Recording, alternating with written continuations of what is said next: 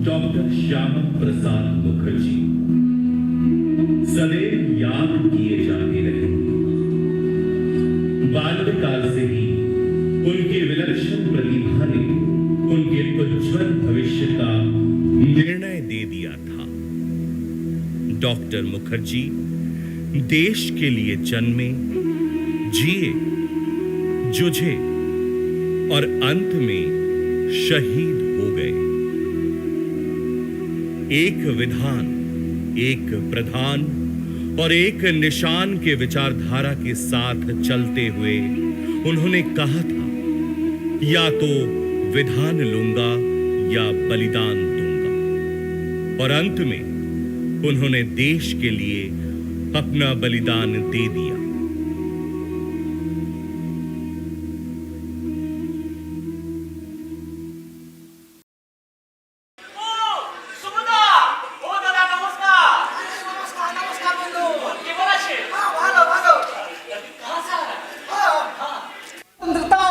सभा से आ रहा है। आज सभा में अपने आशुतोष मुखर्जी की खूब चर्चा थी। आशुतोष मुखर्जी?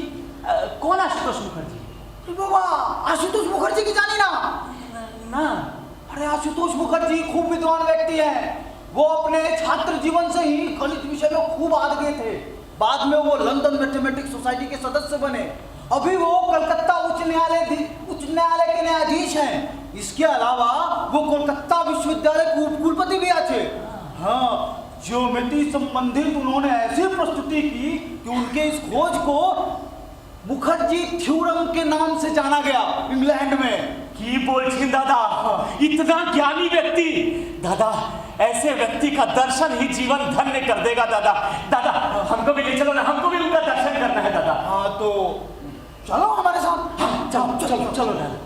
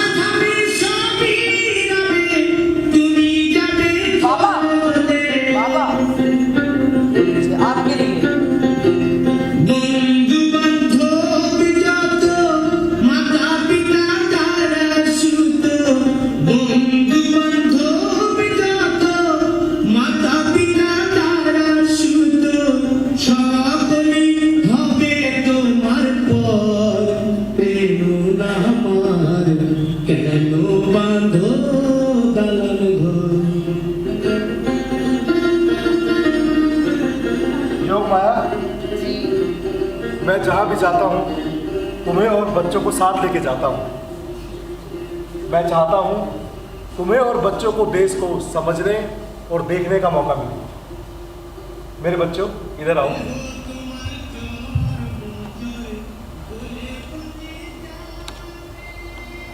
जिस भूमि में हमने जन्म लिया उसे मातृभूमि कहते हैं। उसकी सेवा सर्वोपरि है।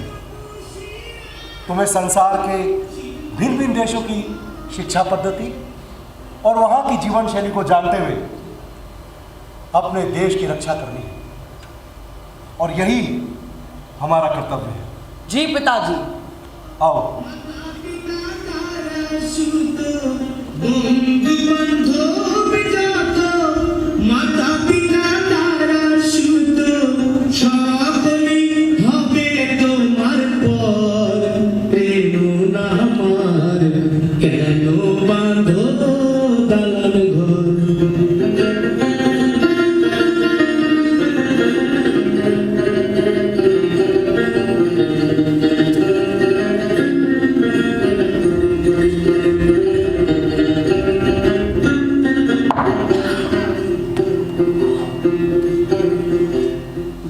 पिताजी, पिताजी, पिताजी,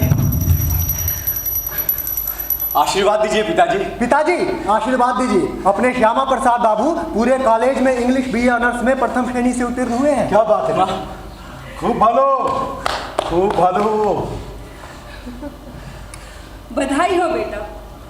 माँ दुर्गा से यही प्रार्थना है कि वो तुम्हें जिंदगी की हर परीक्षा में प्रथम उत्तीर्ण करे, चाहे वो देश समाज के लिए ही क्यों ना हो। माँ, बाबा, आप दोनों के लिए एक खुशखबरी और है। खुशखबरी? मैंने बंगवाड़ी नाम से एक पत्रिका का प्रकाशन आरंभ किया है। अच्छा, कहाँ है? बंधु पत्रिका। बंधु रास्ते में दिया था पत्रिका। बंधु बाबा को दिखाना, मजाक मत करो बंधु। बाबा। आहा, बांगवाड़ी, खूब भालो बेटा, खूब भालो। श्यामा प्रसाद मुखर्जी, खूब भालो। देखो योग माया जी बेटा, मुझे लगता है तुम्हें जीवन के अगले पड़ाव में कदम रख लेना चाहिए।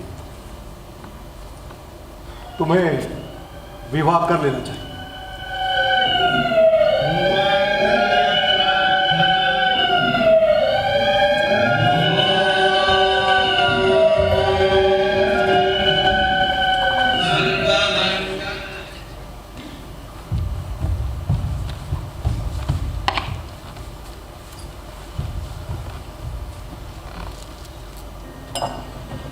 माँ,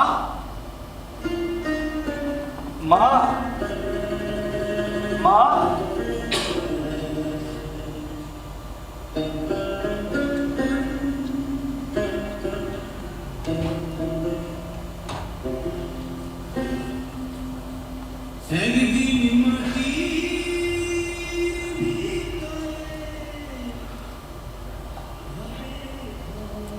बोलो बेटा। माँ, मैं बैरिस्टर बनने के लिए इंग्लैंड जाना चाहता हूँ।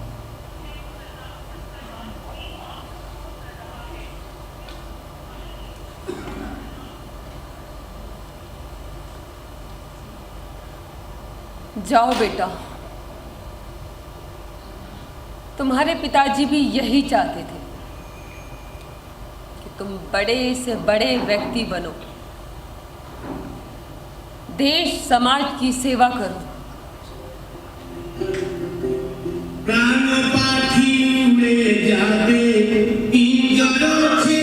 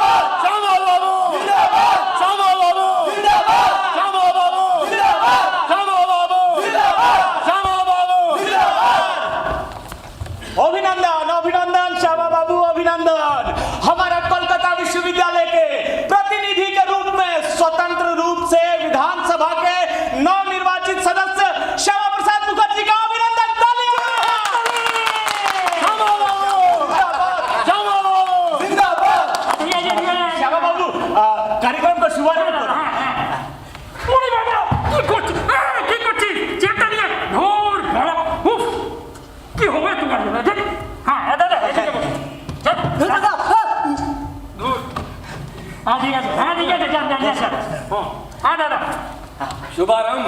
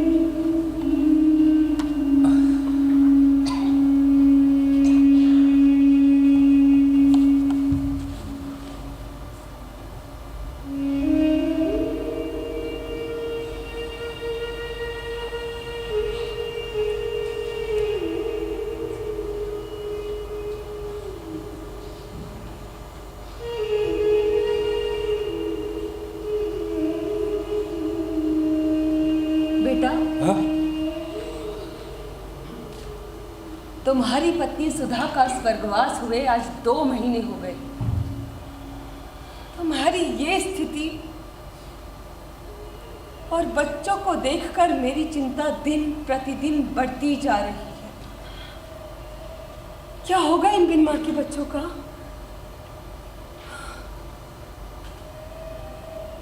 यदि तुम दूसरे विवाह के लिए हाँ कह दो तो सब ठीक हो जाएगा।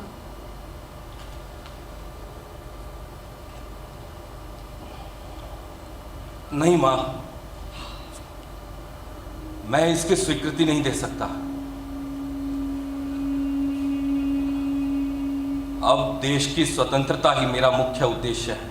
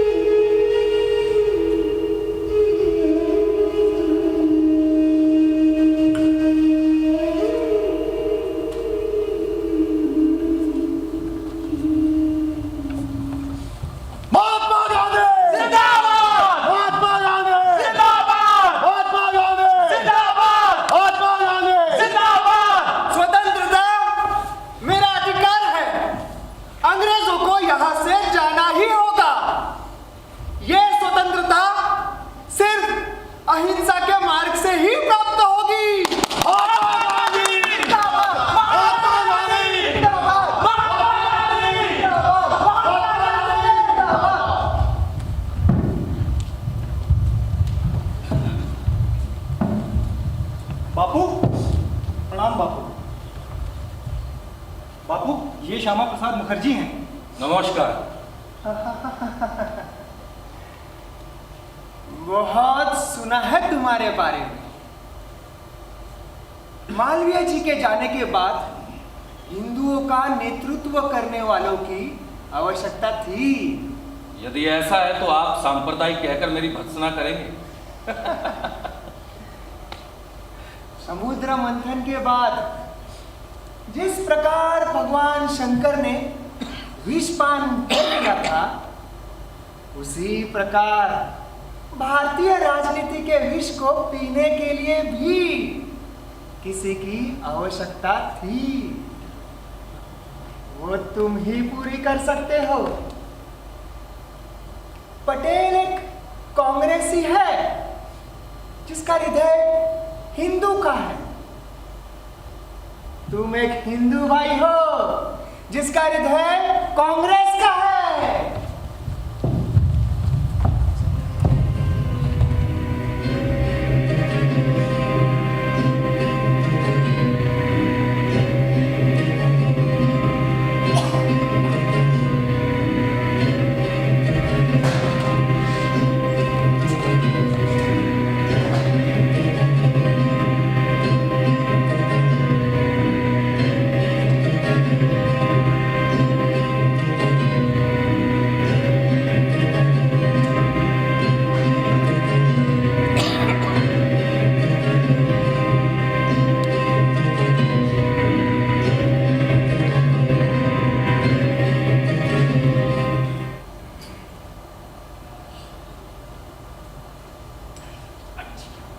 শ্যামা বাবু,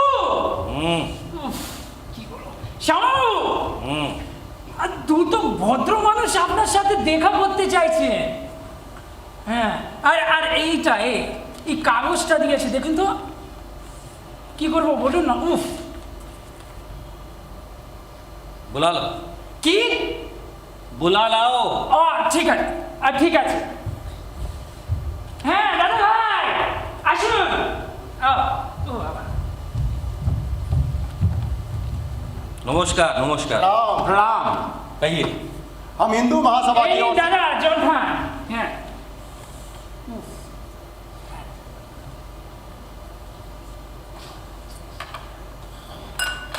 हम हिंदू শ্যামা বাবু আপনাকে জল দিও। হ্যাঁ হ্যাঁ ঠিক আছে। कहिए हम हिंदू कहिए कहिए। हम हिंदू महासभा की ओर से आपसे ये निवेदन करने आए कि इस बार होने वाले अधिवेशन की अध्यक्षता आप करें, क्योंकि विनायक दामोदर सावरकर जी का स्वास्थ्य ठीक नहीं है। अतः आपसे प्रार्थना है कि इस अधिवेशन की अध्यक्षता का निमंत्रण आप स्वीकार करें। विनायक जी की सेहत ठीक नहीं? जी।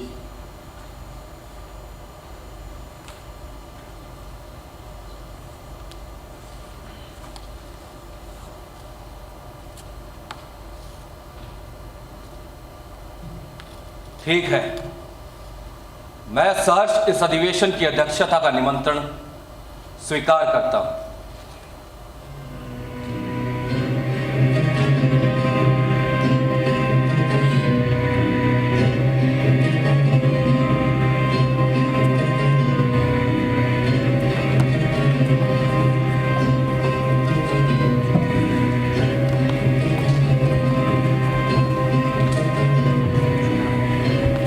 শ্যামা বাবু, শ্যামা বাবু, শ্যামা বাবু। जब तक भारत के प्रशासनिक क्षेत्रों में सांप्रदायिक पक्षपात का बोलबाला है और एंग्लो इंडियन षड्यंत्र का पनपना जारी है, तब तक हिंदू महासभा को एक निर्भीक और क्रियाशील राजनीतिक संगठन के रूप में आगे बढ़ना है, क्योंकि उसी से हिंदुओं तथा समग्र भारत के अधिकारों की रक्षा की जा सकती है। जब तक भारत में तीसरी पार्टी जीवित है, तब तक ब्रिटिश सरकार से पोषण पा रही ये कलह प्रिय राष्ट्रीय घातक तथा हिंदू विरोधी पार्टी मुस्लिम लीग मुस्लिम जनता को प्रभावित कर हमारे अधिकारों का हनन करती रहेगी। इसीलिए अपना अस्तित्व बनाए रखने के लिए, अपने स्वाधीनता और अधिकारों की रक्षा के लिए हमें राजनीतिक संगठन जरूर बनाना चाहिए। শ্যামা বাবু, শ্যামা বাবু, শ্যামা বাবু, শ্যামা বাবু, শ্যামা বাবু, শ্যামা বাবু, শ্যামা বাবু।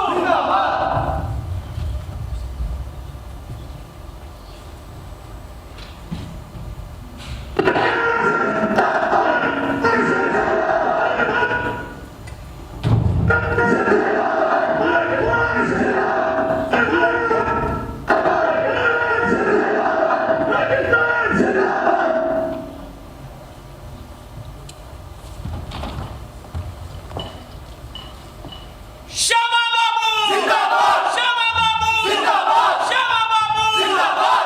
कोई भी व्यक्ति जो भारत की एकता को विध्वंस करना चाहता है या विभाजन का सक्रिय समर्थन करता है, वो राष्ट्रद्रोह के सबसे बड़े जुर्म का अपराधी है। हम ब्रिटिश सरकार से अनुरोध करेंगे कि वो अपने विभाजन के निर्णय पर पुनः विचार करे। यदि मिस्टर जिन्ना और मुस्लिम लीग को आपकी शर्तें मान्य नहीं है तो आप उनका अनुमोदन छोड़िए, हमारे साथ अखंड भारत का समर्थन कीजिए। मैं फिर कहता हूं, पाकिस्तान सांप्रदायिक समस्या का हल नहीं है, बल्कि इससे भय और उग्र होगा, धार्मिक मधानता जाग उठेगी, जिसका परिणाम गृह युद्ध होगा। मैं बस ये कहना चाहता हूं, मेरे जीते जी भारत का विभाजन नहीं होगा। एटा चोलबे ना।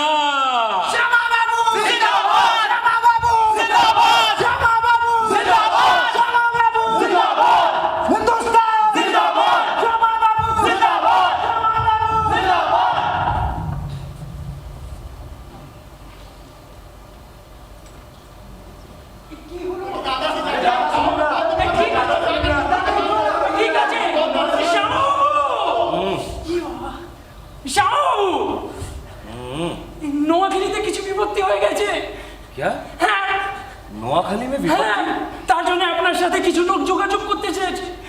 उन्हें जल्दी भीतर बुलाओ। ঠিক আছে দাদা ভাই আসো। दादा दादा हमको बचा दो, दादा हम आपके हाथ जोड़ते हैं, नहीं मरते हैं, हमें बचा दादा, हम बड़ी उम्मीद लेकर आए हैं। दादा हमें बचा दो। धैर्य रखो, एक एक करके बताओ हुआ क्या है।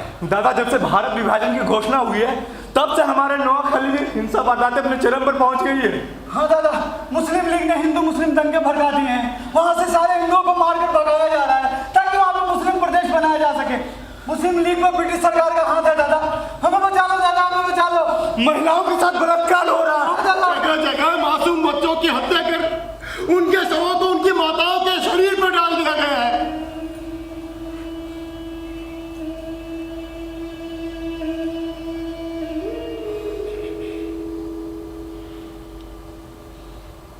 ये तो उन्होंने अपनी राक्षस प्रवृत्ति का परिचय दिया है। हमें अभी नोआखाली के लिए निकलना है। हम सब सीधे जाकर मुस्लिम नेताओं से मिलेंगे। काका, काका, क्यों? मेरा बैग तैयार करो, हमें अभी नोआखाली के लिए निकलना है, अभी क्या अभी। आइए।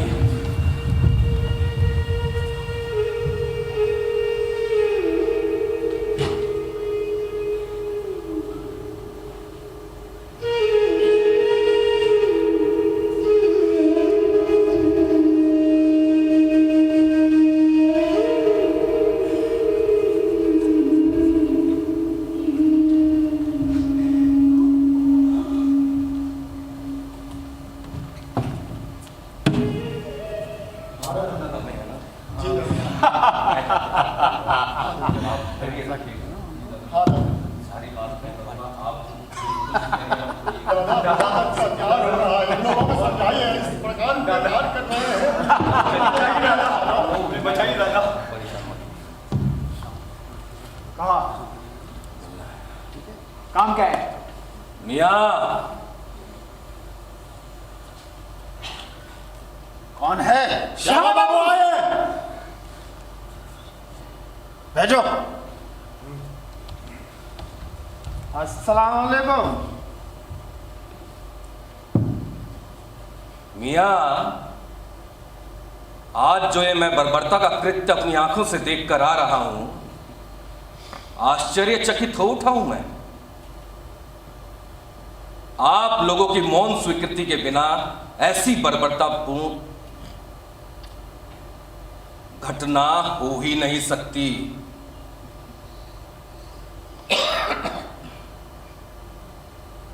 एक बात आप अच्छे से जान लें, यदि इन घटनाओं की प्रतिक्रिया पश्चिमी बंगाल और बिहार के कुछ क्षेत्रों में होनी शुरू हो गई तो वहां रह रहा एक भी मुसलमान जिंदा नहीं बचेगा।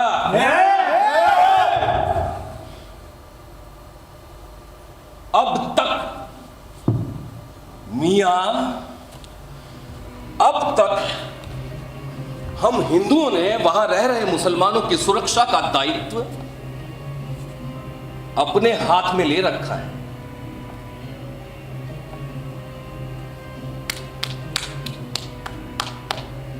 आपको हमारे साथ दंगाग्रस्त क्षेत्रों में चलना होगा। बंदी बनाई हुई हमारी बहनों को मुक्त कराना होगा।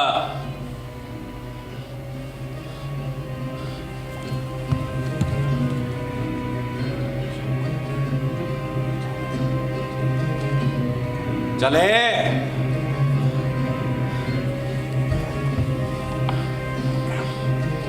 चलिए।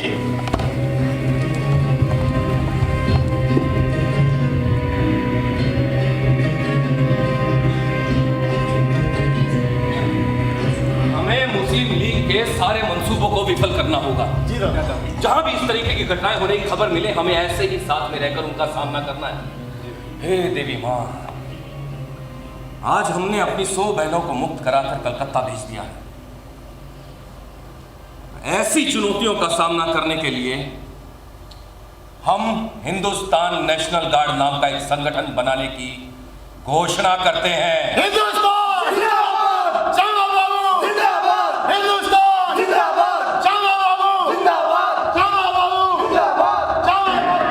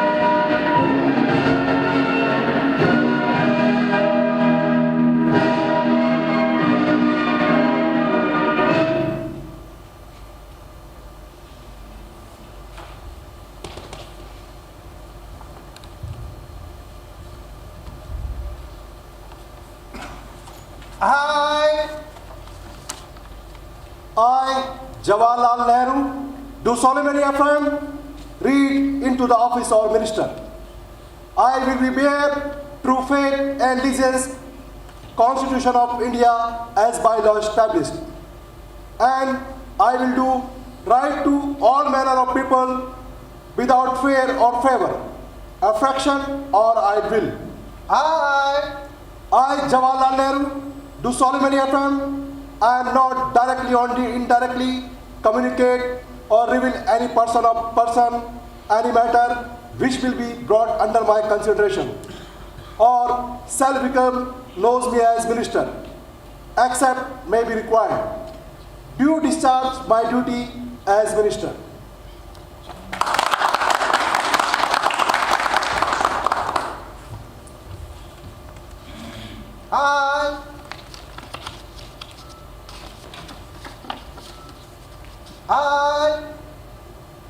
मैं डॉक्टर श्यामा प्रसाद आशुतोष मुखर्जी स्वतंत्र भारत के प्रथम उद्योग मंत्री की शपथ लेता हूं। मेरा एकमात्र उद्देश्य मातृभूमि की सेवा करते हुए देश को प्रगति पर ले जाना और देश के प्रत्येक व्यक्ति के जीवन का विकास करना है।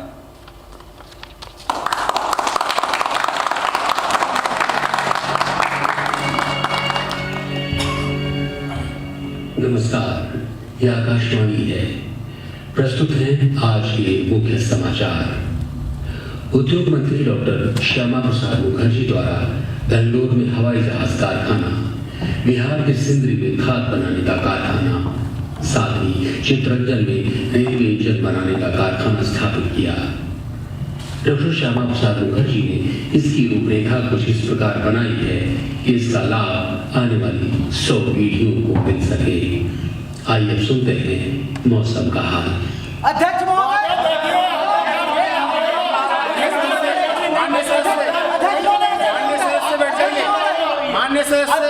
अध्यक्ष महोदय, हमें ये सूचना मिली है कि पाकिस्तान ने पूर्वी बंगाल के हिंदुओं पर आक्रमण शुरू कर दिए हैं, जबकि विभाजन के समय यह शर्त थी कि पूर्वी बंगाल के हिंदुओं की संरक्षण की जिम्मेदारी पाकिस्तान की है। बिल्कुल अध्यक्ष महोदय, हमारे हिंदू भाई बहनों को उनके घर परिवार उजाड़कर हिंदुस्तान की सीमा में प्रवेश करना पड़ रहा है और ये संख्या लगभग 20 लाख के आसपास है। अध्यक्ष महोदय, हमें इस पे कोई ना कोई कार्रवाई करनी होगी। इसीलिए मैं माननीय प्रधानमंत्री नेहरू जी से ये निवेदन करता हूं कि वे इसका कोई समाधान निकालें। क्या बोल रहे हैं सर? बिल्कुल सही कह रहे हैं। माननीय सदस्य बैठ जाइए, संसद की गरिमा बनाए रखें। माननीय सदस्य श्री डॉक्टर श्यामा प्रसाद मुखर्जी। माननीय अध्यक्ष महोदय, पाकिस्तान ने अपनी बेईमानी का रंग दिखाना शुरू कर दिया है। वहां पर हजारों हिंदुओं का कत्ल किया जा रहा है, मंदिरों में देवी देवताओं की मूर्तियां तोड़ी फोड़ी जा रही हैं। इस नरसंहार पर भारत चुप नहीं रह सकता। मैं माननीय प्रधानमंत्री जी को इस समस्या का हल निकाल पाने के लिए कुछ सुझाव देना चाहता हूं। माननीय नेहरू जी, जो हिंदू पाकिस्तान से भगाए जा रहे हैं उन्हें वहीं बसाने के लिए सेना के साथ मिलकर कार्रवाई की जाए, और यदि ऐसा नहीं करना है तो पाकिस्तान से उन्हें पुनः बसाने के लिए पर्याप्त भूमि ली जाए। अध्यक्ष महोदय, भारत सरकार की पाकिस्तान सरकार से इस पर बातचीत करते हुए समझौते की तैयारी चल रही है। ऐसी कागजी नीति समाप्त करें, क्योंकि पाकिस्तान में जो हिंदू रह रहे हैं उनकी सुरक्षा की जिम्मेदारी हमारी है। माननीय अध्यक्ष महोदय, नेहरू जी मंत्रिमंडल में किसी की बात मानना नहीं चाहते, तो मेरा इस मंत्रिमंडल में रहने का कोई अर्थ नहीं रह जाता। अरे इसमें त्याग पत्र देने की बात क्या हो गई? त्याग पत्र ही दे रहा हूं मैं। माननीय अध्यक्ष महोदय, जब भारत का बंटवारा अपरिहार्य हो गया तब मैंने भी बंग विभाजन के पक्ष में जनमत बनाने के लिए बहुत जोर लगाया था, क्योंकि मुझे भय था कि कहीं पूरा बंगाल और संभवतः आसाम भी पाकिस्तान को न दे दिया जाए।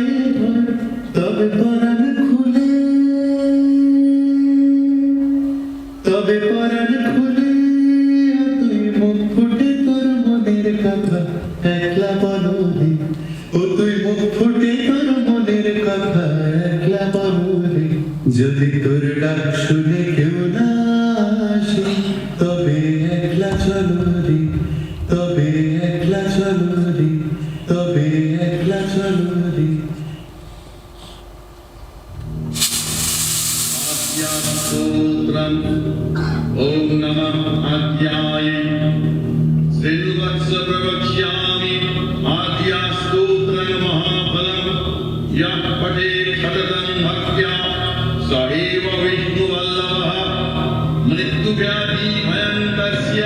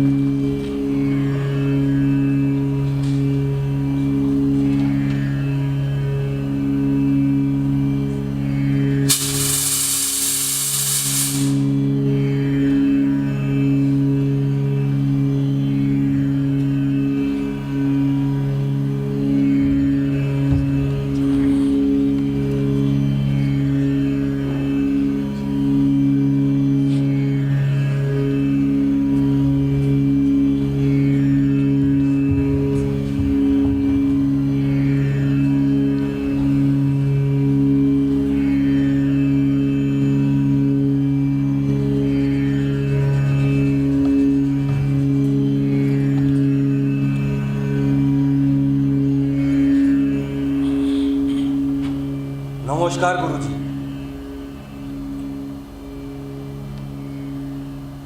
नमस्कार। आइए, आपका स्वागत है। आपने मिलने का समय दिया, बहुत बहुत धन्यवाद।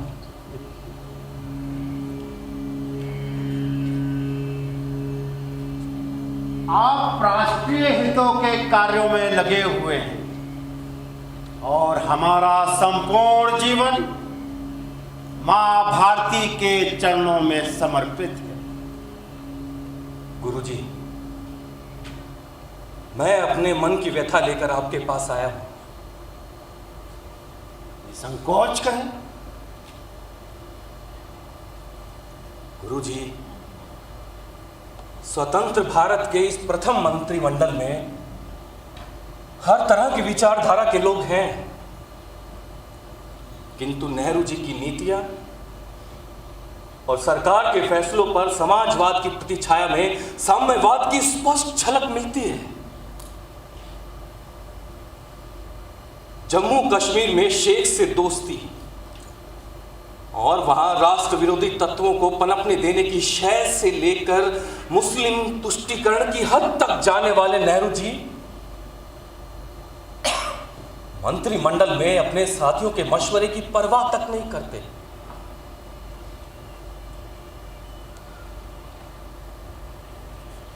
इन्हीं परिस्थितियों के चलते मैंने त्यागपत्र दे दिया है गुरुजी।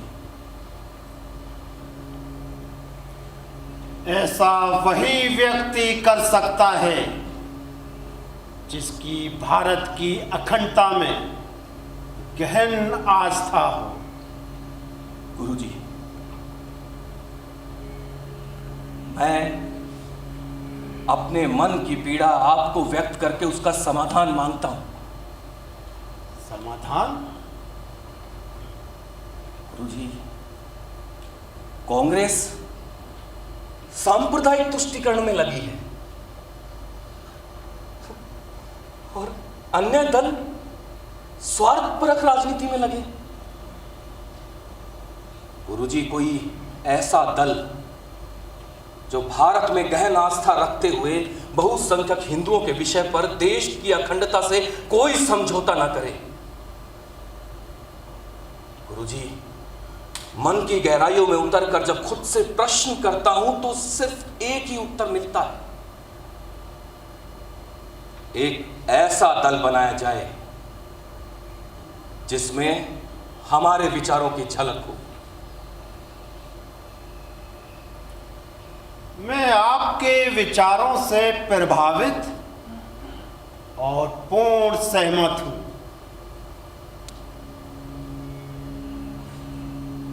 हिंदू राष्ट्र को उसके पूर्ण गौरव के साथ पुनः प्रतिष्ठित करने का विचार लोकतांत्रिक अवधारणा से बेमेल नहीं है। हिंदू राष्ट्र और गैर हिंदू समुदायों को भी राष्ट्र जीवन में तब तक राजनीतिक और सांस्कृतिक विचारधारा की स्वतंत्रता है और समानता की गारंटी है जब तक वे राष्ट्र विरोधी गतिविधि में शामिल ना हो।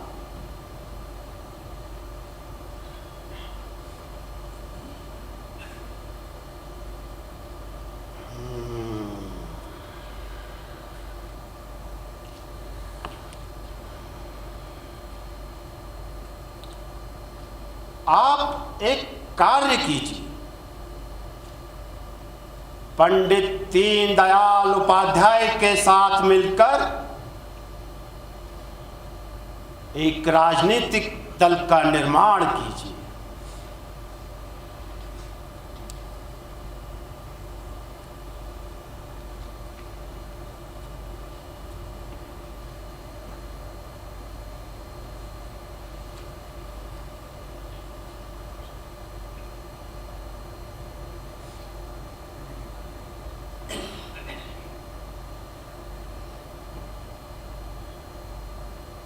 ठीक है गुरुजी।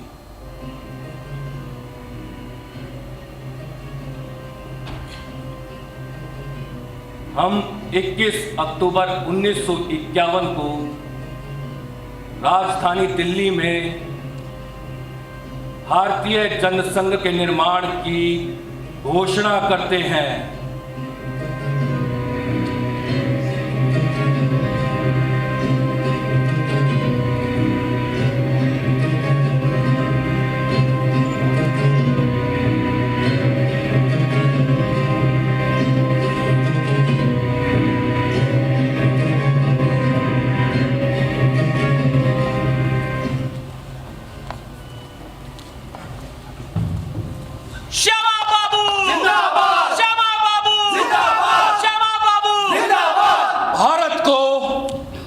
राष्ट्रमंडल में रहने के निर्णय पर पुनः विचार करना चाहिए, क्योंकि ब्रिटेन की नीति पाकिस्तान के प्रति आश्चर्यजनक रूप से पक्षपातपूर्ण रही है।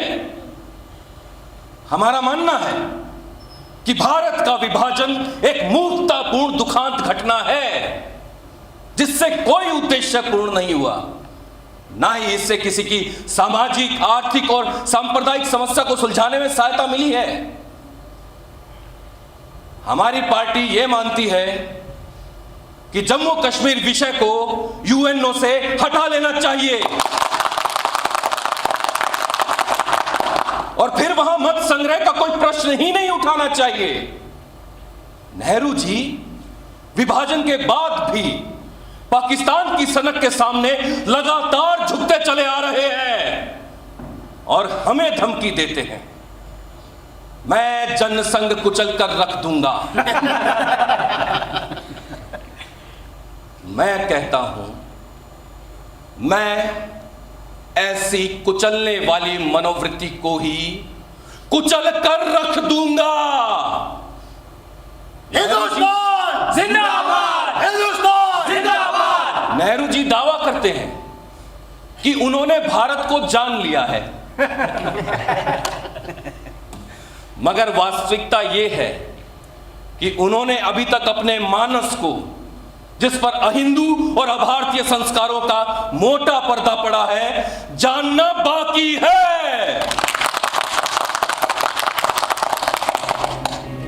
श्यामा बाबू जिंदाबाद! श्यामा बाबू जिंदाबाद! श्यामा बाबू जिंदाबाद! श्यामा बाबू जिंदाबाद! मानना पड़ेगा जो चल रहा है आजकल संसद में। एक बात तो माननी पड़ेगी, विरोधी दल के रूप में श्यामा बाबू सब पर मारे। अरे भाई, वो हमारे विरोधी दल के मुख्य नेता के रूप में है। एक बात तो और माननी पड़ेगी, इस संसद में पंडित नेहरू जी के समतुल्य कोई है तो हमारे डॉक्टर श्यामा प्रसाद मुखर्जी। वे अपने उत्तर इस प्रकार प्रस्तुत करते हैं कि उनका उत्तर तक पंडित नेहरू नहीं दे पाते। और ये बात स्वयं पंडित नेहरू भी जानते हैं। चलिए देखिए संसद में चलिए क्या हो रहा है, चलिए।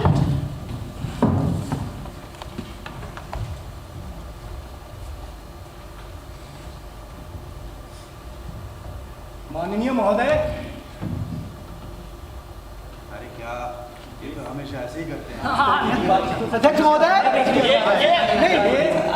अध्यक्ष मान्य सदस्य शांति बना रखें। विरोधी दल के सदस्यों की संख्या कम से कम 50 होनी चाहिए। विरोधी दल के ना होने के कारण सभी वह दल जिनके सदस्यों की संख्या 25 से अधिक है, उन सभी को मिलाकर एक संसदीय गुट की घोषणा की जाती है। अब सत्र की कार्रवाई सुचारू रूप से शुरू की जाएगी। माननीय सदस्य प्रधानमंत्री नेहरू जी अध्यक्षीय भाषण देंगे। अध्यक्ष महोदय, सभा में उपस्थित सभी माननीय सदस्यगण, मैं आज इस सदन में एक बात स्पष्ट कर देना चाहता हूं। हमारी सरकार जातिवाद, प्रांतवाद और सांप्रदायिकता की कड़ी निंदा करती है। हमारी सरकार में इसका कोई स्थान नहीं है। हम देश में किसी प्रकार की राष्ट्र विरोधी गतिविधियां नहीं होने देंगे। अध्यक्ष महोदय, हमने चुनाव के दौरान जो वादे किए थे उसे पूरा करते हुए हमारी सरकार अपना कार्यकाल पूरा करेगी। धन्यवाद। माननीय सदस्य श्री श्यामा प्रसाद मुखर्जी जी।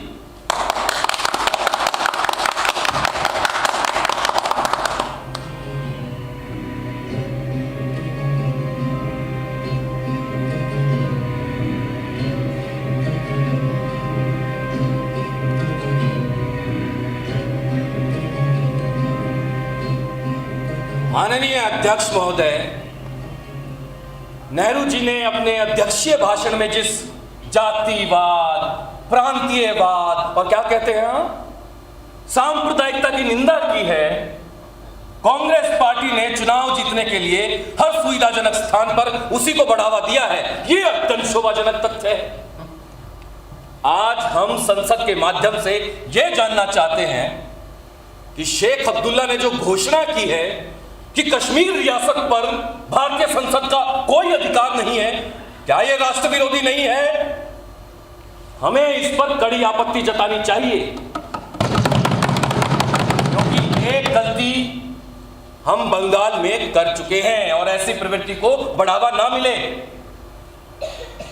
अध्यक्ष महोदय, कश्मीर मुद्दे में मैं डॉक्टर श्यामा प्रसाद मुखर्जी से ज्यादा जानता हूं।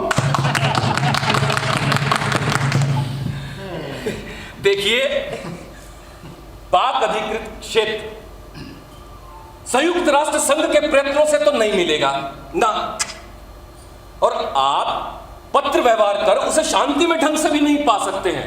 अरे आप कहना क्या चाहते हैं? मेरा तात्पर्य यह है कि अगर हम बल प्रयोग नहीं करेंगे तो कश्मीर से हाथ धो बैठेंगे।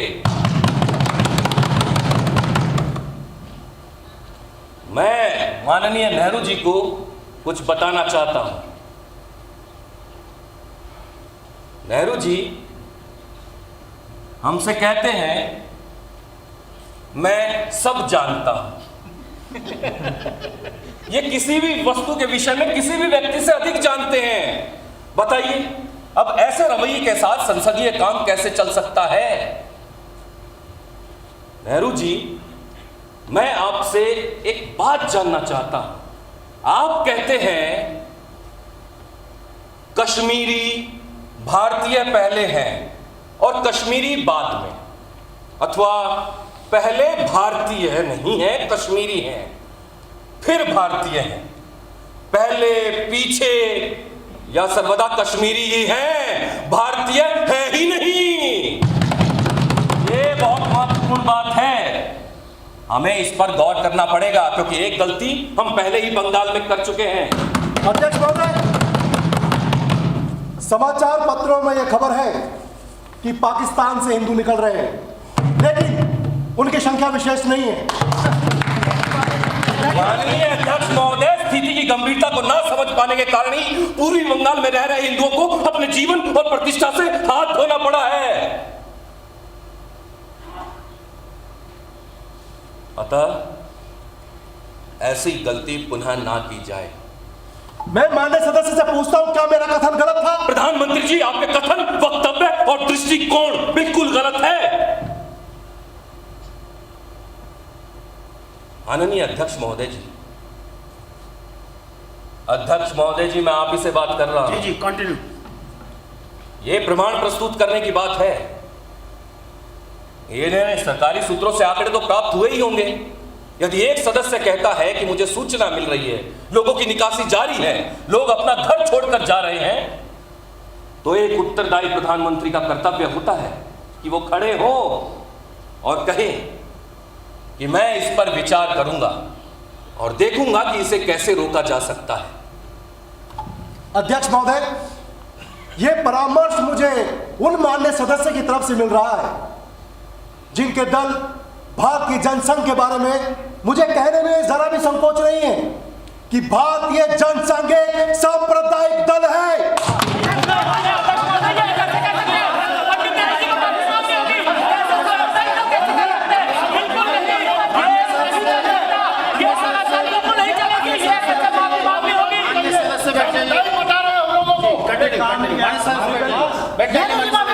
माननीय सदस्य बैठिए, कंटिन्यू। बात को घुमा देना हमारे प्रधानमंत्री जी की विशेषता है। जब ये किसी प्रश्न का उत्तर नहीं दे पाते हैं तो इनके पास एक ही जवाब बचता है, सांप्रदायिक दल, सांप्रदायिक दल। माननीय प्रधानमंत्री जी, मैं आपसे कृपया सही पूछना चाहता हूं, मुझ में और मेरे दल में सांप्रदायिक वाली क्या बात है?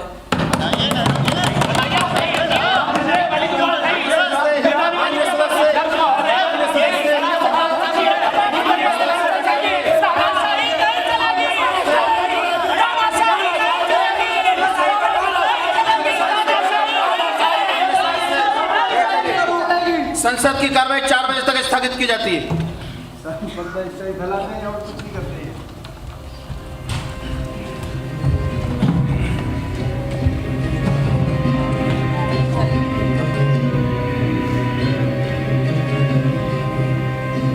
एक जी श्यामा बाबू, आज का विषय हमारे दल जनसंघ द्वारा जम्मू कश्मीर की स्थिति पर विचार विमर्श करते हुए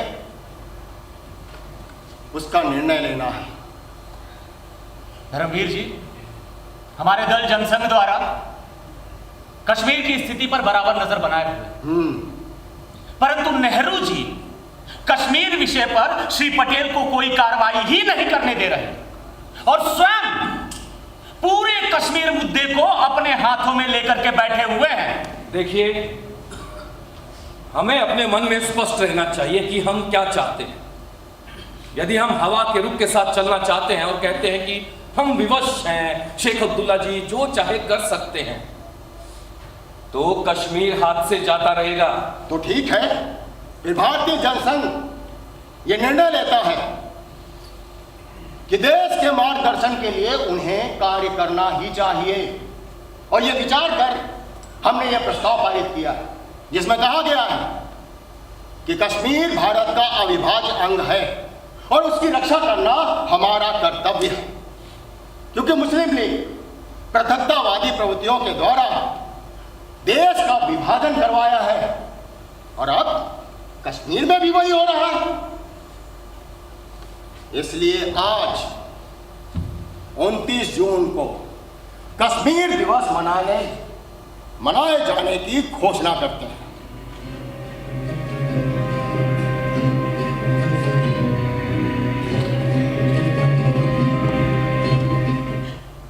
मैं मिर्जा अफजल बेग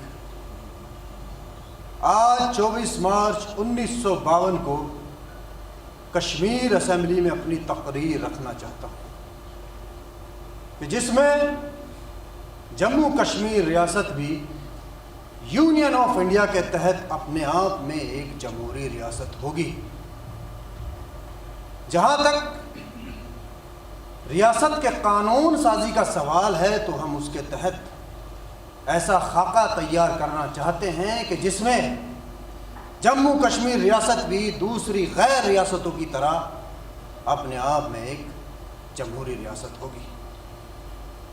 इसलिए हमारे मंसूबे के तहत कश्मीर में हमारा अपना अलग सदर होगा और सबसे अलग हमारी नेशनल असेंबली भी होगी और फिर सबसे अलग हमारा परचम भी होगा। मैं शेख अब्दुल्ला आज 29 मार्च 1952 को कश्मीर असेंबली से ये ऐलान करता हूँ कि हम 100% काबिल मुतालिक हैं। हम एक खुदमुख्तार कौम हैं और कोई भी मुल्क हमारी तरक्की और फलाह बहबूदगी के रास्ते में रुकावट नहीं डाल सकती। न हिंदुस्तान की पार्लियामेंट और न किसी और मुल्क की पार्लियामेंट हम पर कोई हक रखती है। मैं प्रेमनाथ डोगरा आज पूरे भारत को बताना चाहता हूं कि जम्मू कश्मीर विधानसभा में प्रजा परिषद भी अपनी भागीदारी करना चाहती थी, लेकिन शेख अब्दुल्ला ने हमारे आपके आवेदनों को खारिज कर दिया और प्रजा परिषद को असंगत कहा। हम शेख अब्दुल्ला की मनमानी नहीं चलने देंगे।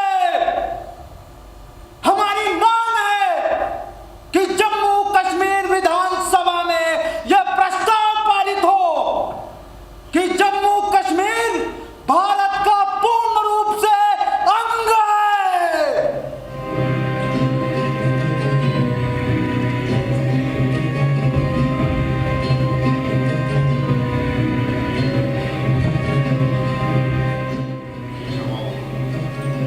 आज से ये जो आइए श्यामा बाबू, प्रेमनाथ डोगरा जी जम्मू से आए हुए हैं। नमस्कार। आप सभी बंधुजनों को मेरा नमस्कार। प्रेमनाथ डोगरा जी, भारतीय जनसंघ कार्यालय में आपका स्वागत है। ये है हमारे माननीय अध्यक्ष श्री श्यामा प्रसाद मुखर्जी जी। आइए बैठिए, बताइए। जम्मू की हालत दिन प्रतिदिन बिगड़ती जा रही है। डोगरा लोगों पे अत्याचार बढ़ रहे हैं। वहां से उन्हें खदेड़ने की साजिश चल रही है। हमारा दल प्रजा परिषद जम्मू विधानसभा में अपनी भागीदारी करना चाहता था, लेकिन हमारे आवेदन अस्वीकार कर दिए गए और हमें असंगत कहा गया। जम्मू में धारा 50 लगा दी गई है और सारी चीजों पर रोक लगा दी गई है। बताइए हम क्या करें?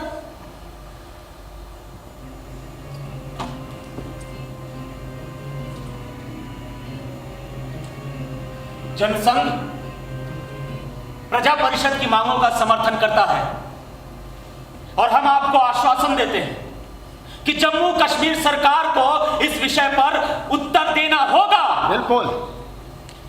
इसीलिए जनसंघ की ओर से कश्मीर की जिम्मेदारी हम डॉक्टर श्यामा प्रसाद मुखर्जी को सौंपते हैं। और इस विषय में आगे जो भी कार्रवाई होगी उसका निर्णय आप स्वयं लेंगे।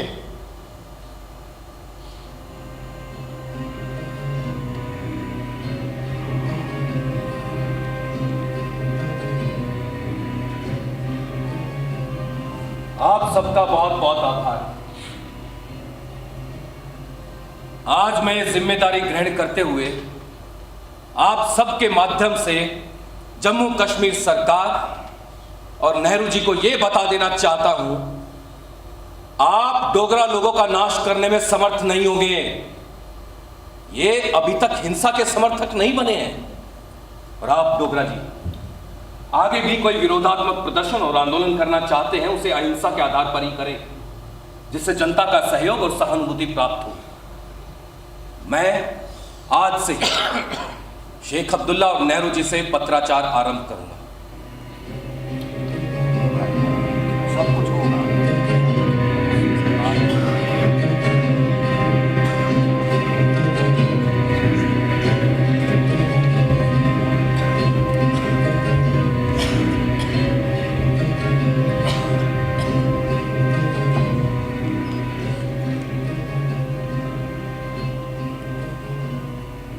माननीय प्रधानमंत्री जी, जनसंघ के अधिवेशन में यह निर्णय लिया गया है कि मैं आपसे और शेख अब्दुल्ला से सीधी बातचीत करूं। मैं जानता हूं आप हमसे सहमत नहीं हैं, फिर भी जिन परिस्थितियों ने इस आंदोलन को प्रेरणा दी उनका निष्पक्ष भाव से अध्ययन किया जाना चाहिए। शेख अब्दुल्ला ने जम्मू कश्मीर में संकट परिस्थिति पैदा कर दी है। आप और शेख अब्दुल्ला ये अच्छे से जान लें कि ये आंदोलन बल प्रयोग अथवा आतंक से नहीं दबेगा।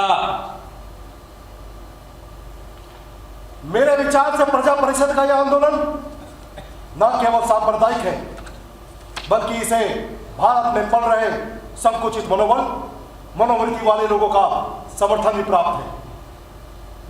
मेरा ऐसा विश्वास होने के कारण मेरे पास एक ही रास्ता बच जाता है कि इस आंदोलन का विरोध किया जाए, क्योंकि आज की स्थिति में इसका अर्थ यह है कि जम्मू सरकार और भारत सरकार काम करना बंद कर दे और उन लोगों के आगे घुटने टेक दे जिन्होंने मौलिक संवैधानिक प्रश्नों को चुनौती दी है।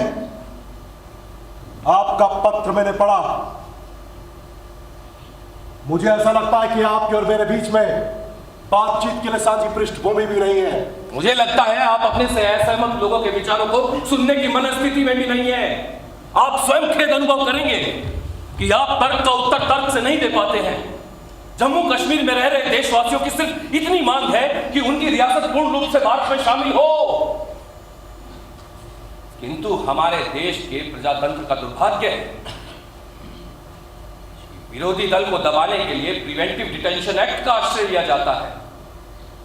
कोई व्यक्ति यह दावा नहीं करेगा कि आपने कश्मीर विषय पर जो नीति अपनाई है उससे हमारी अंतरराष्ट्रीय ख्याति बढ़ी हो। आप मेरे द्वारा सांप्रदायिकता का आरोप लगाए जाने का बुरा मानते हैं क्योंकि हम इसमें भिन्न भिन्न दृष्टि से देखते हैं। यह आज की स्थिति के लिए फायदेमंद नहीं है। मेरा परामर्श है आपको कि आप अपना प्रभाव जम्मू कश्मीर के आंदोलन को समाप्त करने में प्रयोग करें। आप सर्वप्रथम यह निर्णय करें कि आप और शेख अब्दुल्ला प्रजा परिषद के प्रतिनिधियों से मिलने के लिए सहमत हैं या नहीं। अगर आप उनसे मिलने के लिए सहमत होंगे तो यह आंदोलन तुरंत समाप्त हो जाएगा।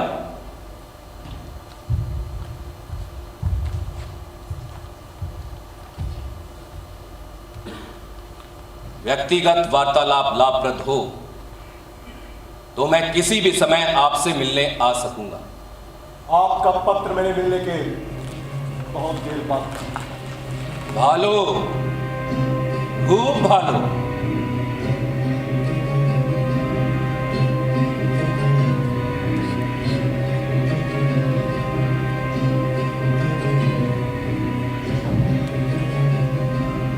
शेख अब्दुल्ला जी, मैं आपकी प्रजा परिषद के लोगों से मिलने की अस्वीकृति को समझ नहीं सका। आप जो रियासत के प्रमुख प्रतिनिधि हैं और जिनके हाथों में सरकार की शक्ति है, यदि यह निश्चित कर लेते हैं कि विरोधी दल का दमन करना है, तब आप एक जनतांत्रिक नेता नहीं रहते, आप तानाशाह हो जाते हैं।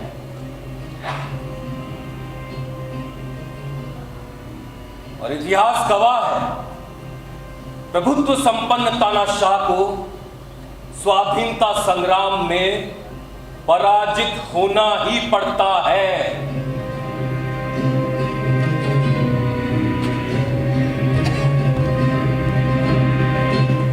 आज के समारोह में तो मजा आ गया। हमेशा ऐसा ही समारोह होना चाहिए था। सभी विद्यार्थियों को सूचित किया जाता है कि उन्हें नेशनल कॉन्फ्रेंस झंडे के आगे अपना सिर झुकाना ही होगा। ये क्या बोल रहे हो? हिंदुस्तान जिंदाबाद! हिंदुस्तान जिंदाबाद! हिंदुस्तान जिंदाबाद! हिंदुस्तान जिंदाबाद! हिंदुस्तान जिंदाबाद! हिंदुस्तान जिंदाबाद! हिंदुस्तान जिंदाबाद! हिंदुस्तान जिंदाबाद! हिंदुस्तान जिंदाबाद! हिंदुस्तान।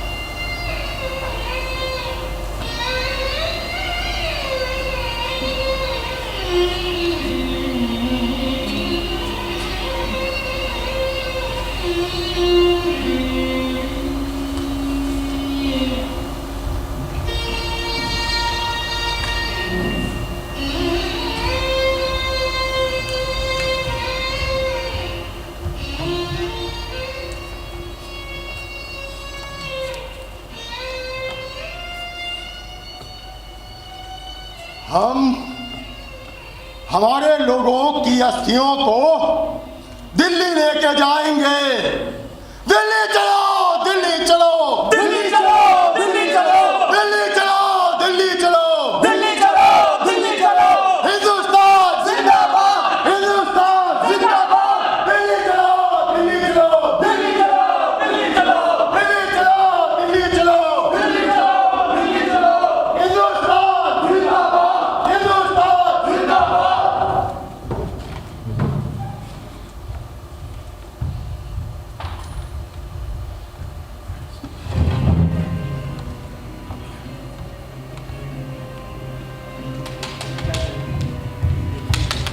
शेख अब्दुल्ला की नीति जम्मू कश्मीर को भारत से अलग कर देगी।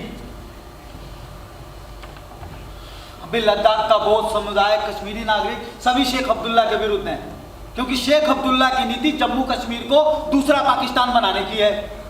और जब से यह परमिट सिस्टम लागू हुआ है, तब से उन्हें और अधिक बल मिल गया है। Permit system? परमिट सिस्टम जिसके अंतर्गत कश्मीर जाने के लिए भारतीय सुरक्षा विभाग द्वारा आज्ञा पत्र लेना आवश्यक है। इसे फौजी सुरक्षा के लिए बनाया गया है, लेकिन भारतीय संविधान के अनुसार भारत का नागरिक स्वतंत्र रूप से कहीं भी आ जा सकता है, फिर कश्मीर क्यों नहीं? भाई अगर ऐसी बात है तो परमिट सिस्टम के तहत आज्ञा पत्र के लिए आवेदन करते हैं, तो कश्मीर जाने की तैयारी करते हैं।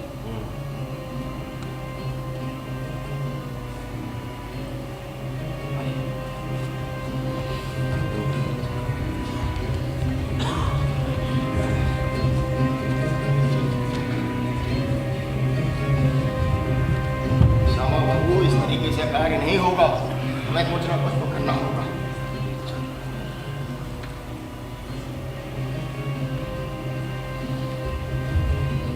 श्यामा बाबू, परमिट सिस्टम के तहत कश्मीर जाने के लिए आवेदन किया गया था, पर उसे अस्वीकार कर दिया गया, जो कि संविधान के विरुद्ध है। नेहरू जी ने बार बार घोषणा की है कि जम्मू कश्मीर का विलय 100% भारत में हो चुका है। ये तो आश्चर्य करने वाली बात है कि उस राज्य में प्रवेश करने के लिए सरकार की सहमति की आवश्यकता है। ये अनुमति उन कम्युनिस्टों को मिली है जो अपना वही विघटनकारी खेल वहां खेले जा रहे हैं, लेकिन उन्हें नहीं है जो राष्ट्रीयता की दृष्टि से सोचते हैं और करते हैं।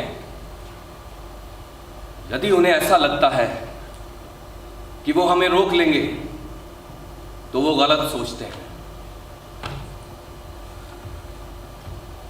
अब मैं स्वयं जम्मू कश्मीर जाऊंगा। ये खबर सारे समाचार पत्रों में प्रकाशित करवा दो कि हमारी यात्रा 8 मई 1953 को राजधानी दिल्ली से पंजाब और फिर जम्मू की होगी। हम बिना अनुमति पत्र जाने की घोषणा करते हैं। 2 विधान, 2 प्रधान, 2 निशान नहीं चलेगा। 1 विधान, 1 प्रधान और 1 निशान होना ही होगा। या तो विधान लूंगा या बलिदान दूंगा।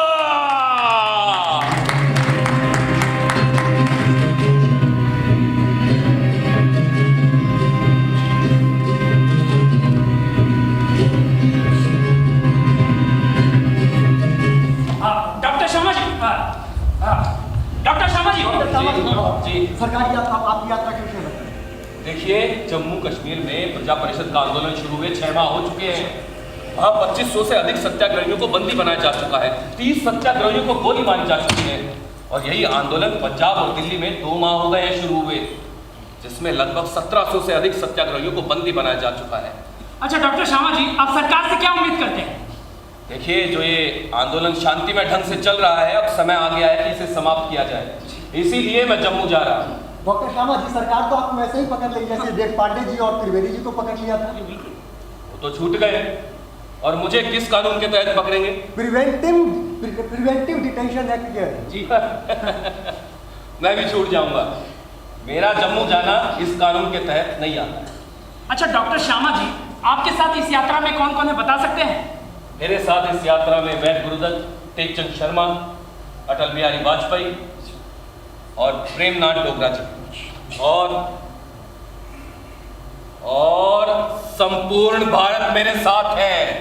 हिंदुस्तान जिंदाबाद, हिंदुस्तान जिंदाबाद, श्यामा बाबू जिंदाबाद, हिंदुस्तान जिंदाबाद, हिंदुस्तान जिंदाबाद। सर डॉक्टर श्यामा जी, शेख अब्दुल्ला जी के विषय में बताएं। देखिए, मैंने एक तार शेख अब्दुल्ला प्रधानमंत्री जम्मू कश्मीर राज्य को भेजा है। मैं उनसे मिलना चाहूंगा, यदि संभव हुआ तो। आपको लगता है कि शेख अब्दुल्ला आपसे मिलेंगे? क्यों नहीं मिलेंगे? मैं उनसे मिलना चाहता हूं और ऐसा कोई कारण नहीं है कि वो ना कर दें। अच्छा डॉक्टर श्यामा जी, आप बिना परमिट के जा रहे हैं, इस विषय में कुछ कहिएगा।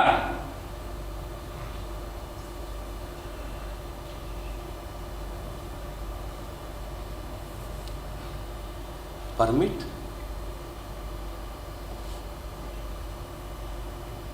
अपने ही देश में परमिट? यह परमिट तो विदेशियों के लिए है और पाकिस्तानी एजेंटों के लिए, ना कि भारत के नागरिकों के लिए। मैं संसद का सदस्य होने के नाते किसी भी राज्य में जाकर वहां की स्थिति अध्ययन करने का अधिकार रखता हूं। इसीलिए मैं जम्मू जा रहा हूं और बिना अनुमति पत्र के ही जा रहा हूं। हिंदुस्तान जिंदाबाद, तानाशाही नहीं चलेगी, शेख अब्दुल्ला मुर्दाबाद, हिंदुस्तान तानाशाही नहीं चलेगी, शेख अब्दुल्ला। ठहर जा, बहुत नारेबाजी होगी, ठहर जा। हाँ जी श्यामा जी, मैं डिप्टी कमिश्नर गुरदासपुर हूँ जी। कहिए। और जी मैं आपको ये बताने के लिए बाध्य नहीं हूँ, लेकिन फिर भी मैं ये कह देने में हानि नहीं समझता कि पंजाब सरकार ने ये निर्णय लिया है कि आपको पठानकोट तक नहीं जाने दिया जाए।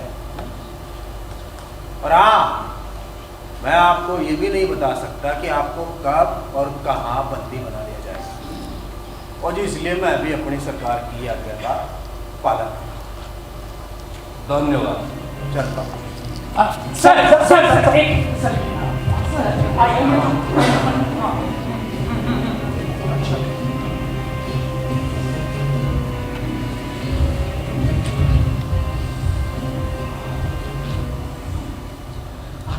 श्यामा बाबू, एक खुशखबरी है।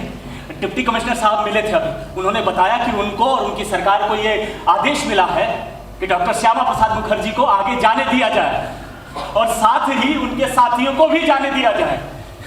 हमें तो लगा था कि श्यामा बाबू को पठानकोट पहुंचने से पहले ही गिरफ्तार कर लिया जाएगा, लेकिन अब तो पठानकोट पहुंच ही गए। अच्छा, वो डिप्टी कमिश्नर साहब से वो परमिट चाहिए था जम्मू जाने के लिए, लेकिन वो तो माधोपुर पोस्ट चले गए। ठीक है, चलो माधोपुर पोस्ट। अच्छा आओ श्यामा जी, आओ आओ। नमस्कार। ओह सत श्री अकाल है। डिप्टी कमिश्नर साहब, हमें जम्मू जाने के लिए परमिट चाहिए। और जी मैं वही बताने वाला था आपको। देखो जी, आपका परमिट बन गया है, लेकिन आप एक काम करो, वो जो सामने पुल देख रहे हो ना, वो जी उसके सामने लखनपुर पोस्ट, वो तब तक आप वहाँ पहुँचो और मैं परमिट वहीं भिजवा देता हूँ। ठीक है? धन्यवाद। जी जाइए। और जी सुनिए, आप सभी की यात्रा के लिए बहुत बहुत शुभकामनाएं। रुकिए श्यामा जी, मुझको एक बुरा कर्तव्य का पालन करना पड़ रहा है। कहिए। आपको आज्ञा है कि आप जम्मू कश्मीर राज्य में प्रवेश ना करें। तो यहाँ आने और आगे जाने की स्वीकृति दे दी है सरकार ने, फिर क्या बोल रहे हैं आप? देखिए, मैं कठुआ का पुलिस सुप्रिंटेंडेंट हूँ और सरकारी आज्ञा अनुसार ये आदेश मैं आपको दे रहा हूँ, क्योंकि डॉक्टर श्यामा प्रसाद मुखर्जी ने ऐसा कार्य किया है और कर रहे हैं और करने वाले हैं, जिससे जम्मू में शांति भंग होने की संभावना है। इस कारण मैं inspector general of police Jammu और कश्मीर डॉक्टर श्यामा प्रसाद मुखर्जी को जन सुविधा अधिनियम के धारा 3A के तहत बंदी बनाने का आदेश देता हूँ।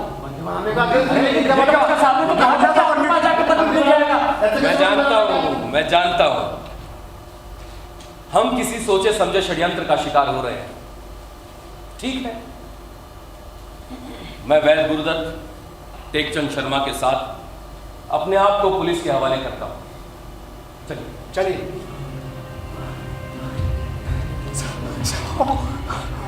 अटल बिहारी, जाओ और देशवासियों को बताओ कि मैं जम्मू कश्मीर प्रविष्ट तो हो गया हूं, किंतु एक कैदी की हैसियत से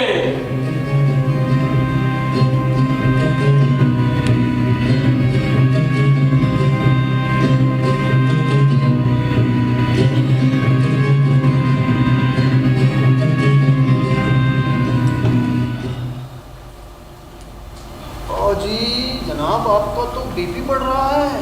ये तो हमारी पारिवारिक विशिष्टता है। ठीक है, मैं दवाई लिख देता हूँ, आपको आराम मिल जाएगा।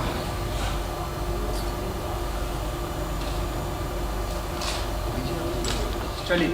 अरे वो कोई डाक है क्या? जी नहीं, कोई डाक नहीं। डाक की बड़ी दुर्व्यवस्था है। समाचार पत्र भी सप्ताह में 2-3 बार ही मिल पाता है। दुर्भाग्य से जब किसी विशेष समाचार की जरूरत होती है, उसी दिन हवाई जहाज नहीं आता दिल्ली से। और यहाँ तो और दिक्कत होगी। डॉक्टर साहब अपने माता जी को बंगला में पत्र लिखते हैं और यहाँ बंगला किसी को आते नहीं। अरे ये मत भूलिए, यहाँ हिंदी का भी यही हाल है। वैसे श्यामा बाबू, आपके साथ ये समय हमारी बहुत सारी जानकारियों को बढ़ा सकता है। आप अपने कुछ अनुभव साझा कीजिए। जैसे सरदार वल्लभ पटेल जी के बारे में कुछ बताइए। सरदार जी उन जैसा कांग्रेस में निर्भीक और देश प्रेम की भावना से ओतप्रोत दूसरा कोई नहीं है। उनके मन में भय कभी आता ही नहीं था। हाँ, ये बात सच है। पटेल जी दिल से चाहते थे कि पाकिस्तान को 55 करोड़ रुपए तब तक न दिए जाएं जब तक कश्मीर से पाकिस्तानी सेना हटा नहीं ली जाए। और पंडित नेहरू जी के बारे में? नेहरू जी विदेशी विचार वाणी से सुसज्जित होकर भारत की गाड़ी को यूरोपीय लाइन पर ले जाने के यत्न में लगे हैं। विदेशी आदर्शों से सहमत ना होते हुए भी उनके लिए मान रखते हैं। अच्छा होता यदि उनकी शिक्षा में थोड़ा सा हिंदुत्व विचारधारा का अंश होता। सेकुलर पंथ के मुंह में मुस्लिम लीग के पक्षपाती हो गए हैं। वैसे शिक्षा के विषय में आपका क्या सुझाव है? शिक्षा के विषय में आदर्श बात यह है, शिक्षा निःशुल्क होनी चाहिए। श्यामा बाबू, मेरे मन में एक प्रश्न है। बताइए। ये जनसंघ बनाने का क्या उद्देश्य है?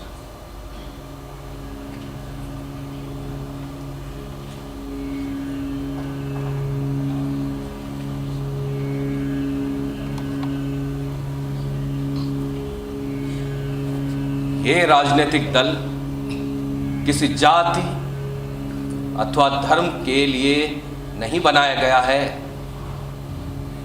देश हजारों सालों उपरांत आजाद हुआ है। इस तरह से राजनीतिक रूप से संगठित सिर्फ चंद्रगुप्त मौर्य, विक्रमादित्य, अशोक, हर्ष के काल में था। ऐसी ही स्वतंत्रता और एकता बनाए रखने के लिए जो देशद्रोही देश को विदेशियों के हाथ बेचने के लिए लालायित हैं, उन्हें रोकने के लिए जाति पाति के भेदभाव, प्रांतीय संकीर्णता को दूर करने के लिए,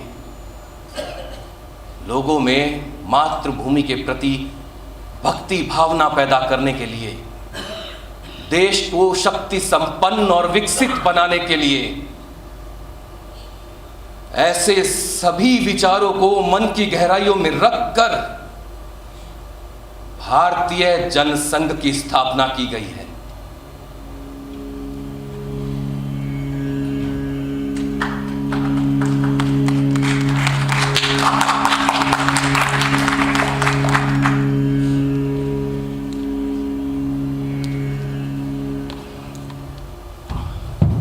क्या हुआ श्यामा बाबू? नमस्कार डॉक्टर श्यामा प्रसाद जी। नमस्कार नमस्कार। आपकी तबीयत कैसी है? तबीयत ठीक है। वो मुझे रोज प्रातः घंटा भर भ्रमण करने की आदत है और वो इस बंगले में हो नहीं पाता है, जिससे मेरी भूख प्रतिदिन कम होती जा रही है। अच्छा, ठीक है। आप इनको 2 पुलिस कांस्टेबल के साथ ऊपर नहर के किनारे घुमाने लेकर जाएंगे। ठीक है? ठीक है सर, मैं चलता हूँ। धन्यवाद।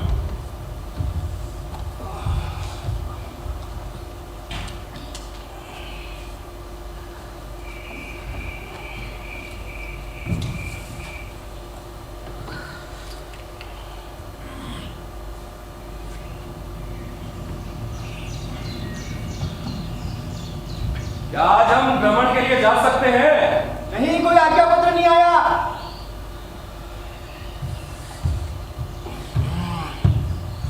दुर्व्यवस्था है। बहन जी, पीठ में दर्द है। में दर्द है? पीठ में दर्द है। अरे इंस्पेक्टर साहब, पूरी पीठ में। अरे इंस्पेक्टर साहब! हाँ, क्या हुआ? अरे डॉक्टर साहब को बुलाइए, श्यामा बाबू के पीठ में बहुत दर्द हो रहा है। हाँ, बुलाते। हाँ, जल्दी करिए। चलिए चलिए, आइए आइए डॉक्टर साहब। साइड हटिए, आप लोग साइड हटिए। एक मिनट मुझे चेक करने दीजिए। एक मिनट जनाब, एक मिनट। ओहो भाई, इनको तो ड्राई फ्लूसी हो गई है, और जिसकी खून की जांच सिर्फ अस्पताल में ही होगी। तब तक मैं एक काम करता हूँ, इन्हें स्ट्रेप्टोमाइसिन का इंजेक्शन दे देता हूँ। डॉक्टर साहब, ये स्ट्रेप्टोमाइसिन मेरे अनुकूल नहीं बैठेगा। ये क्यों? पारिवारिक चिकित्सक ने कहा था। ये कब की बात है? ये 1946 की। 1946? 7 साल हो गए जनाब। अब तक मेडिकल साइंस ने बहुत तरक्की कर ली है। दवाई के बारे में मैं आपसे ज़्यादा जानता हूँ।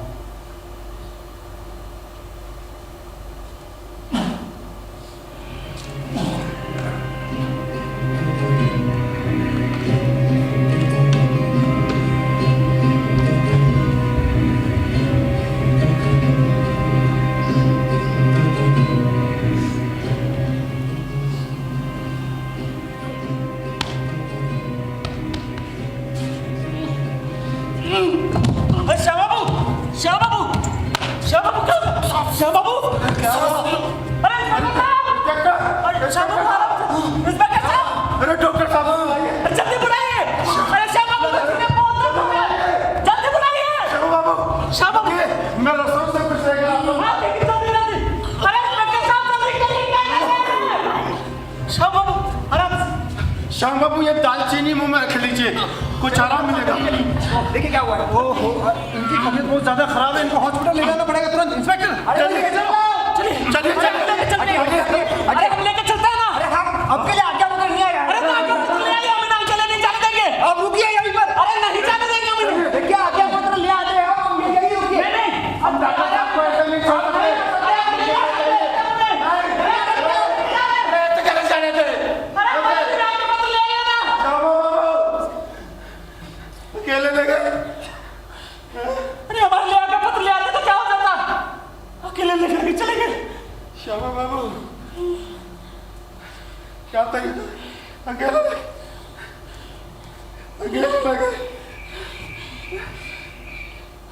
बाबू को अकेले लेकर चले गए। अकेले।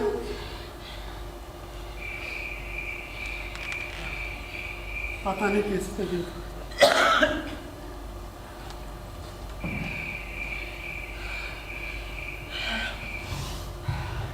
सुनिए। हाँ, क्या हुआ? तबीयत कैसी है?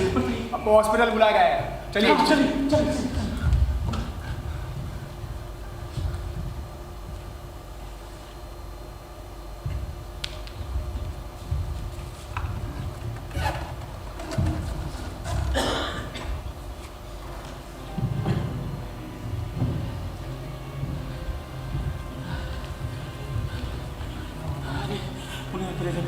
बहुत ज्यादा दर्द हो रहा था और उन्हें अकेले लेकर के चले गए। कौन गया था उनके साथ? अरे कोई नहीं, किसी को नहीं जाने दिया, बोले कि आज्ञा पत्र ही नहीं है। हम तो कितना उनसे रिक्वेस्ट कर रहे थे, उन्होंने भी जाने दिया था। अकेले लेके श्यामा बाबू को बताओ। डॉक्टर ने क्या बोला? अभी तक तो कुछ नहीं बोला। अभी बुलाया गया हम लोग को भी यहाँ पे। बता भी नहीं तबीयत कैसी। सुनिए, आप लोगों के लिए बहुत ही दुखद खबर है। आज पराते 3:40 पे श्यामा जी का निधन हो गया। डॉक्टर साहब, आप लोग विश्वास करें अपना।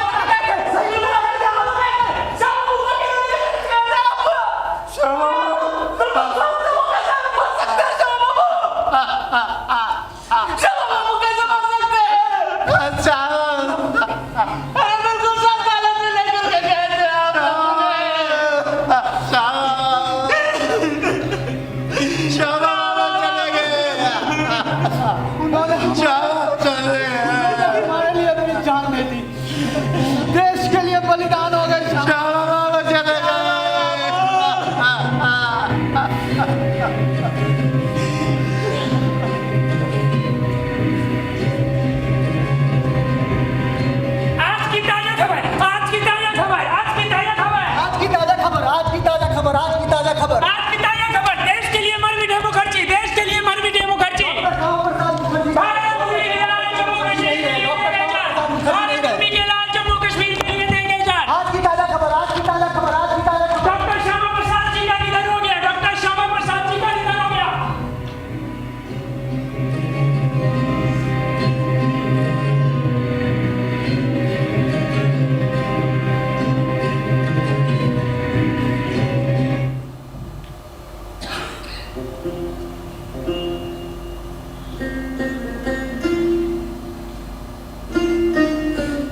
आपका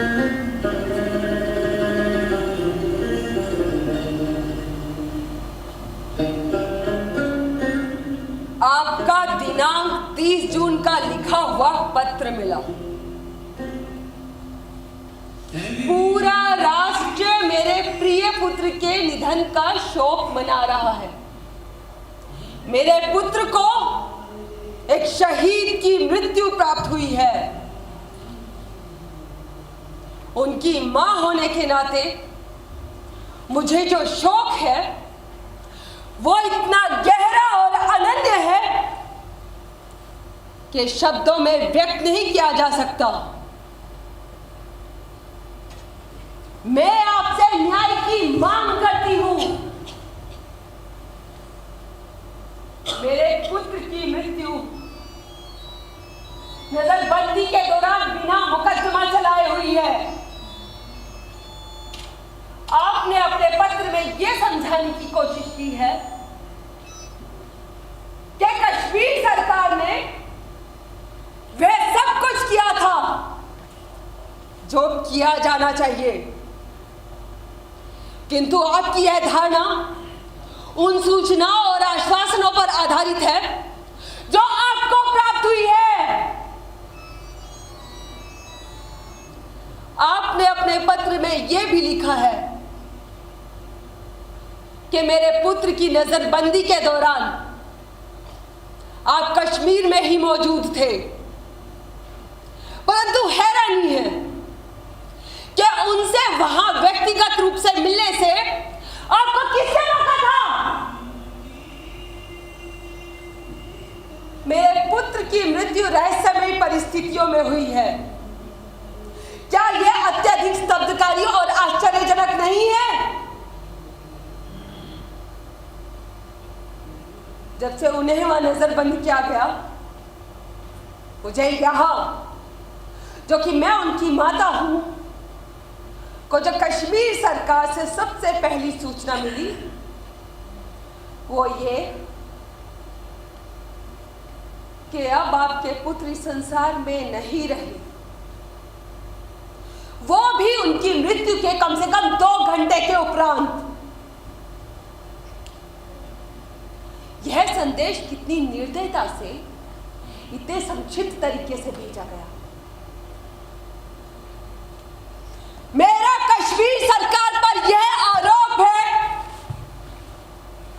कि उन्होंने अपने इस नियत कर्तव्य को करने में घोर उपेक्षा की है और वो इसका निर्वहन करने में विफल रहे हैं।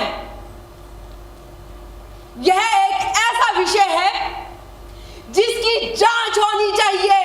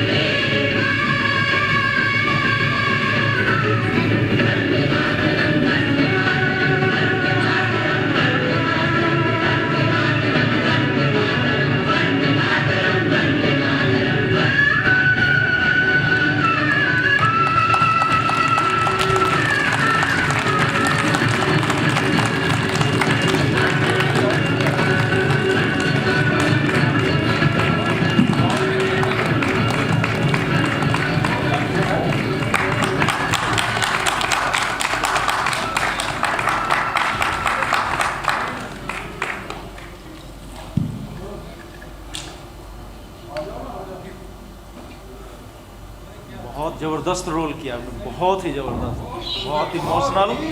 हम लोग रो पड़े और अभी लगा स्वतंत्रता की लड़ाई अभी बाकी है, बाकी है अभी स्वतंत्रता की लड़ाई। आप लोगों का बहुत बहुत धन्यवाद। मैं डायरेक्टर साहब को आमंत्रित करूंगी कि वो कलाकारों का परिचय कराएं और स्टेज पर आएं।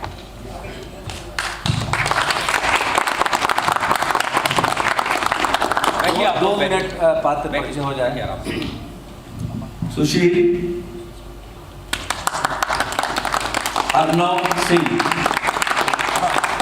एक रिहर्सल में इन्होंने किया, उनका एग्जाम चल रहा था, एक रिहर्सल आज दिया इन्होंने तो किया। Thank you.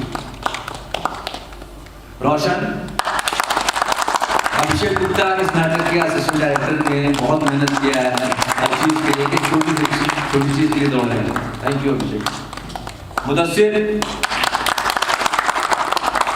संजय वर्मा नेहरू की भूमिका में, उधर से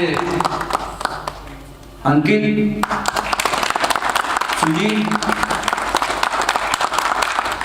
अनुराग, प्रमोद, खालिद जी, सूरज पोद्दार, दीपिका वर्मा और मनीष कुमार।